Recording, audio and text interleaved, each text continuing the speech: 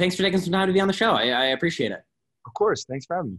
How's it been going? Okay, I mean, I feel like we got a bit to unpack here. It's the first new music since 2018. I don't have to tell you that. You know that. I mean, it doesn't really feel like you've gone anywhere, though. Like Imagine Dragons as a group, like it just feels like you've always kind of been there with us. I mean, like I was just reading that you're still top 50 for monthly streams on Spotify when it comes to globally for artists. So like it feels like you never went anywhere. So how's it feel to be back for you? It feels really good. I was going to take off a few years either way, and then COVID hit, and it just happened to overlap with these 3 years that we took off. I feel like I'm in a really healthy spot. It was nice to come home and be a dad and like walk my dog and take my kid to school and just kind of be normal dude.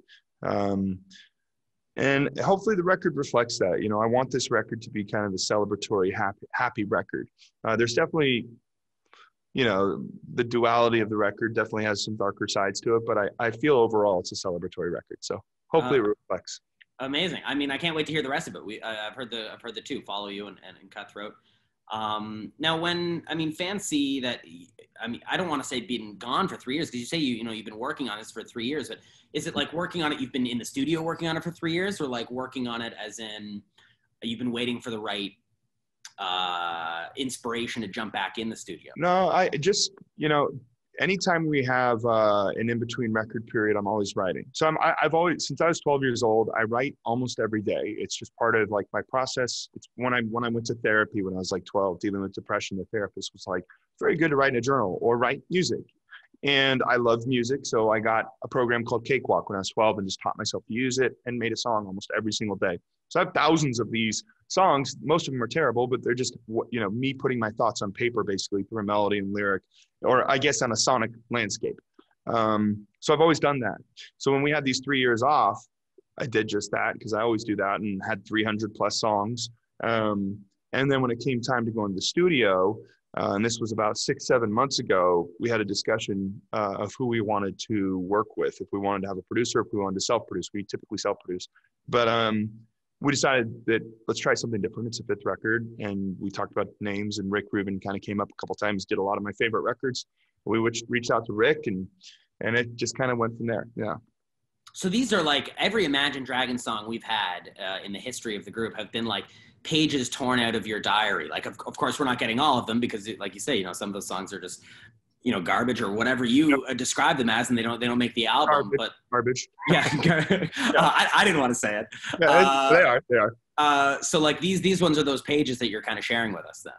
Yeah, I think that I would say the thing that's different about this record, and Rick actually helped me do this as well, was as I get older, I just have no patience for bullshit. I'm just like, you know what I mean? When you're talking with someone, if you're talking to a friend, talking to a stranger, especially COVID has really nailed this home, that life is so fragile. It's so finite. Like, I'm here with you right now.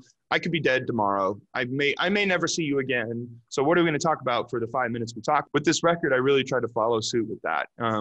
Lyrically, I've especially in the early days of Imagine Dragons, I was very metaphorical, overly metaphorical. It's one of my biggest weaknesses because I was afraid of the vulnerability of being very direct. But yet a lot of my favorite writers, whether it was Bob Dylan or Cat Stevens or Paul Simon, were very direct lyrically. You knew what they were talking about. It was still poetic and beautiful, but it was direct. You knew what they were saying. Mm-hmm. It wasn't talking about a radioactive world, which was really just about depression for me. It had nothing to do with radioactiveness or Spider-Man. I heard someone said I wrote about Spider-Man. Nothing to do with it. It's about depression. But that was one of my biggest weaknesses as a writer, was being overly metaphorical. So this record, Rick really pushed me to be honest and vulnerable, and hopefully it reflects to the... Now, is that why, and let's get into it, because I want to talk about Follow You, is an amazing song. Now, is that why, like in the video, you're almost like self-deprecating a little bit on the past of Imagine Dragons? Is that the reason? Yeah. I mean, part of it, yeah. I think that... I don't know. It's like as I get older, I just see things differently. I find more joy in self-deprecation and less joy in seriousness. I also love Always Sunny in Philadelphia. So I woke up and my wife had this brilliant idea of a couple going to an Imagine Dragons show, and the wife being a big fan and the husband being kind of like a hater, like not liking the band, didn't want to be there. What does that look like? It just sounded like it'd be fun to explore. And it's definitely something that happens. You know, people go to shows all the time Yeah. and someone likes it, someone doesn't want to be there. And when you're the performer, you look out and you see that. I could see it when I'm looking out. I'm like, all right, this guy doesn't want to be here. And then you're kind of watching him throughout the night. Maybe you check back in. You're like, oh, he's having a good time. Cool. You know, or no, he still hates it. Like, Yeah. you know, so it's like, it was just a funny thing to kind of examine, and we kind of deal with it. Yeah. Why Rob McElhenney and Caitlin Olsen, which, I mean, great fit. I'm an Always Sunny in Philadelphia fan as well. But yeah, that's just how it went. I was like, we told the director about it, and he was like, well, who would you imagine? And I was like, well, in a dream scenario, it'd be like Rob and Caitlin from Always Sunny, which is one of my favorite shows. And I don't watch a lot of TV, and I especially don't watch a lot of comedy. I'm just not a comedy guy, but I love Always Sunny. It just resonates with me on like a deep level. It always has. So we reached out to them. They happened to be fans of the band, and it just happened. Right. And it was like a dream scenario. And writing it was, I mean, shooting it was typically, I don't like shooting music videos. It's grueling. I don't like sitting in a trailer. I don't want to be an actor ever. But it was just so much fun. We just had such a fun time. So hopefully it just reflects in the video. It's one of my favorite videos to do. It does. And I feel like coming, this side of a pandemic, shooting a music video where you take your shirt off or show most of your upper body is brave, because I've just been eating and drinking in the pandemic. So like, you got to give me heads up. I got to hit a gym if you want me to do that. If it was shot 1 month prior to that, it would have not. And we did not plan on doing that till the day of. I happened when I started doing the record with Rick Rubin. He was like, hey, I'm doing intermittent fasting. It's made me a lot happier. It helps with emotionality. And I'm like, oh, I'm already an overly emotional person. I'll try it. So I started intermittent fasting. And just in doing that, I got more in shape. I always have to work out because I have ankylosing spondylitis, which is an autoimmune disease that basically my bones will fuse together if I don't work out. So since the age of 20, when I was diagnosed, I have to go to a gym or I have to do yoga or something every day. So I'm a pretty active person, even if I didn't want to be, which I think naturally I don't want to be. I was never like athlete growing up. I was never like football, basketball, nothing like that. But anyway, so it just worked out. On the day of the shoot, we were like, this is crazy. How do we take it to the next level? And Rob, who's totally ripped, was like, well, why don't we make it like Chippendales, type thing. And I was like, all right, let's do it. Yeah. He could have said anything in that moment. You're like, yeah, okay, sure. Totally. 100%. And I think the week after that or something, he was like the cover for Men's Health. So I was like, great. Okay, cool. Yeah, of course you want to be like the Chippendales thing, Okay, so does this mean Imagine Dragons is going to pop up in an Always Sunny episode? They're still doing the show, yeah. Never say never. Yeah, I think they're doing just been on for like 3 more seasons or something. Yeah, I mean, I love Always Sunny. If there was ever a show to do that, I'm sure they should do some like episode picking on Imagine Dragons and we like show up or something. I'm gonna text Rob about it. Yeah. Oh, text Rob. Okay, so you got Rob's number out of it too. Yeah, I give him I bullshit him every day. I send him like we have like a Twitter feud going on right now, but it's also a text message feud where we just make fun of each other. So. All right, well, I mean, let's dive into the song a little bit because the video is so fun and I do love it. It's hilarious, and maybe I'm a little biased because I'm both an Imagine Dragons fan and Always Sunny fan, but. I want to talk about the song a little bit because I know it's got kind of it's an important song to you personally. Do you mind talking about it? The inspiration behind the song? Yeah, it has nothing to do with the music video. My wife and I at 7 years at the time, which we'd now been married for 10 years, but at 7 years we came to just a head where we felt like divorce was the right move for us.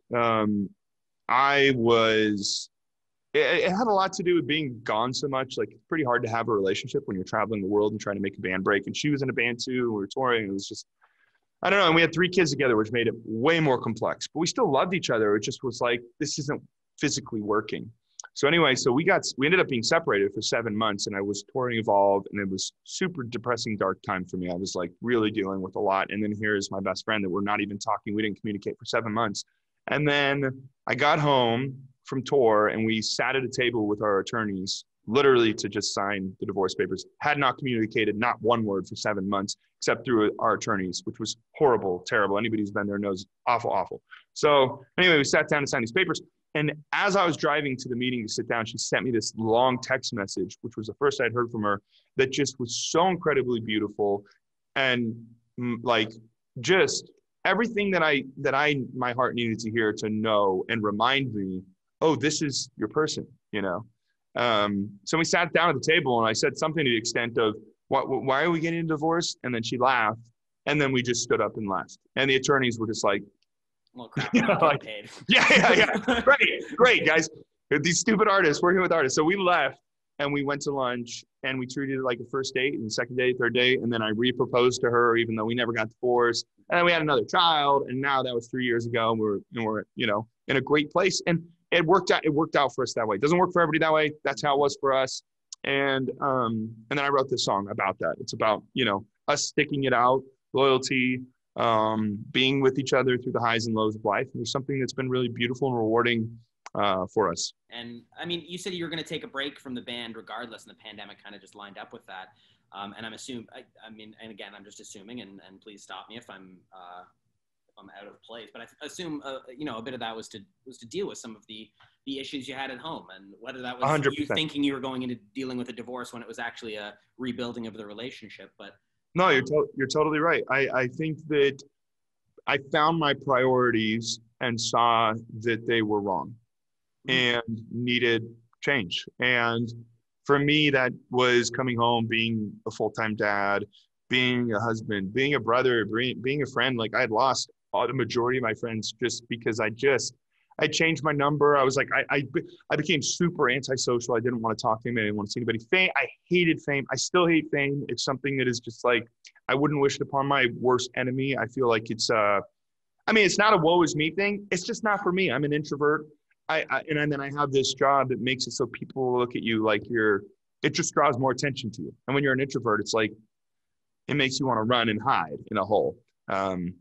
But yeah, I've kind of faced that head on and come to terms and had a lot of peace come into my life. And part of that is because of ayahuasca, but that's a whole nother explanation that's another thing for another day. But yeah. Yeah, I mean, I'm so happy. Is congrats the right word to say? I feel like congratulations. Yeah. I think, I appreciate it. Was this the song that kind of brought the 3-year wait over, like that brought the band back to the studio? This we knew. So once so about 2.5 years into this writing period, through the whole period, I'm sending the guys songs. So every day, everybody gets an email with a song, almost every day in this band.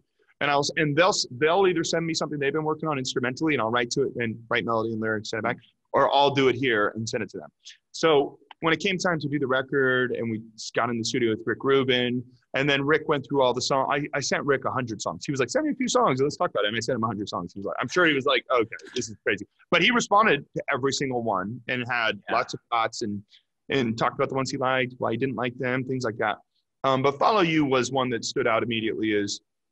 It felt like it was a lead. I don't know that it's the best song on the record, but it definitely needed to be a leader for this record because it shows one of the sonic sides. And Cutthroat shows the opposing sonic side, so there's two sides to the record. Yeah, I think it's such a cool idea to have those two sides. And I was reading that is true that like there's two sides, like I don't want to say darker side, but the grungier, the rhythmic punk, you know, that Cutthroat is, and then to have the other side that is maybe, I don't know if I say the more familiar Imagine Dragons sound. Yeah, and part of it's about looking out. So that the Follow You side, and it's more put together. It's more like Follow You. I wanted to be like this gift to my wife that's like wrapped up with a ribbon on top, and it's just produced and it sounds like beautiful to your ears and it has Beach Boys harmonies going on. I just wanted like a very pleasing thing. Whereas Cutthroat is the polar opposite. It's about looking in.